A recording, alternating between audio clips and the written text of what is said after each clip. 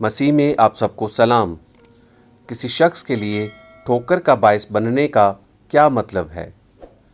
दूसरे लोगों के साथ बर्ताव को मुनज़्ज़म करने वाले कवानीन के एक तसलसल में हम पाते हैं कि तू बहरे को ना कोसना और ना अंधे के आगे ठोकर खिलाने की कोई चीज़ को धरना, बल्कि अपने खुदा से डरना।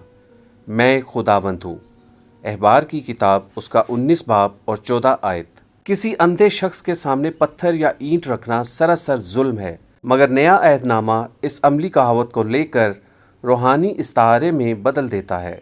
जब पतरस ने मसलूबियत की मुखालफत करते हुए खुदावंद यस्सू को यरूशलेम जाने से रोकने की कोशिश की, तो उस वक्त खुदावंद यस्सू ने उससे कहा, ऐ शैतान, मेरे सामने से दूर हो, तू मेरे लिए ठोकर का बायस है, क्योंकि तू खुदा की बातों का नहीं बल्कि आदमियों की बातों का ख्याल रखता है। देखिए मत्ती की किताब उसका 16 बाब और 23 आयत। शैतान के ज़रिए असर पतरस ने यस्सू को उस काम से हटाने की कोशिश की जिसकी तकमील के लिए वो दुनिया में आया था। उसने सलीब के रास्ते पर यस्सू को डांवाडोल करने की कोशिश की।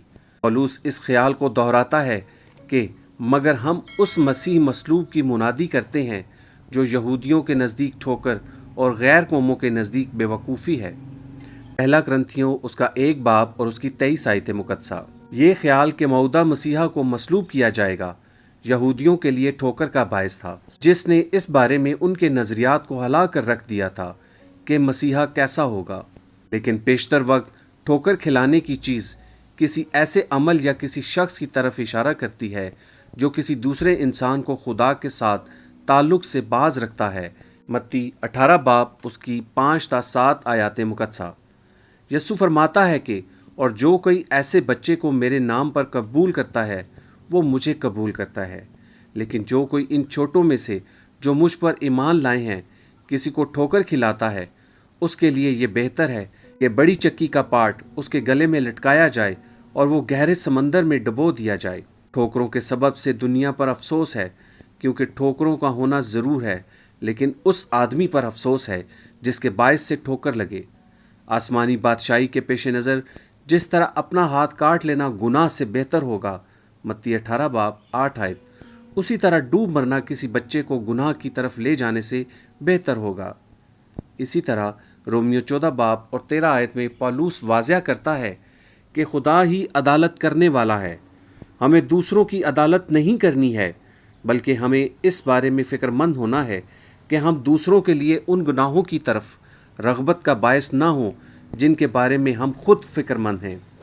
जब रास्ता कुछ गैर वाज़े हो तो ठोकरें भी लगती हैं।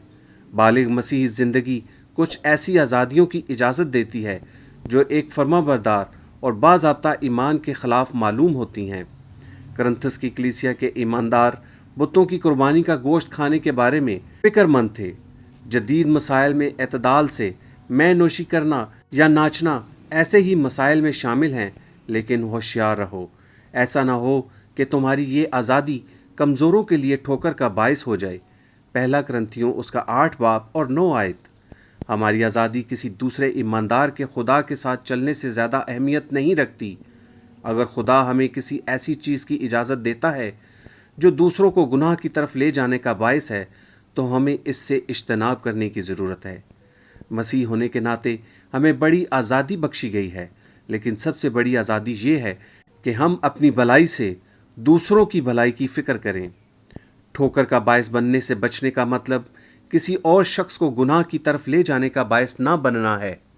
बहरहाल हम इस अमल की तकमील कैसे करते हैं, इसका इन्हिसार हमारे हालात और हमारे इर्द गिर्द के लोगों के दिलों पर है। हमें खुदा की मोहब्बत और दस्तगीरी में अब और अब्दियत तक जो तहफ़्फ़ुज़ हासिल है, वो उन लोगों के लिए फ़िक्रमंदी का इजहार करने की इजाज़त देता है जो ईमान के हवाले से कमज़ोर हैं, जिन्हें ये समझने के लिए मखसूस हौसला अफजाई की ज़रूरत है कि खुदा कौन है। बाज़ हालात में मैं इस बात की वजाहत करने के लिए कि खुदा फ़ज़ल का खुदा है, हमें खुदा की तरफ से अता करदा आज़ादियों में ज़िंदगी गुजारने का मौका मिलता है। दूसरी जानब इससे मुराद कमज़ोर ईमानदारों की तामीर के लिए खुद की तादीब करना और उन्हें ऐसी आज़ादी की तरफ ना धकेलना है जिसके लिए वो तैयार नहीं हैं, लेकिन इसका हमेशा से यही मतलब है کہ کسی دوسرے کی اس طور سے عمل کرنے کی جانب رہنمائی نہ کرنا ہے جس کی بائبل خصوصاً گناہ کے طور پر شناخت کرتی ہے۔ خداوند آپ سب کو برکت دے، آمین۔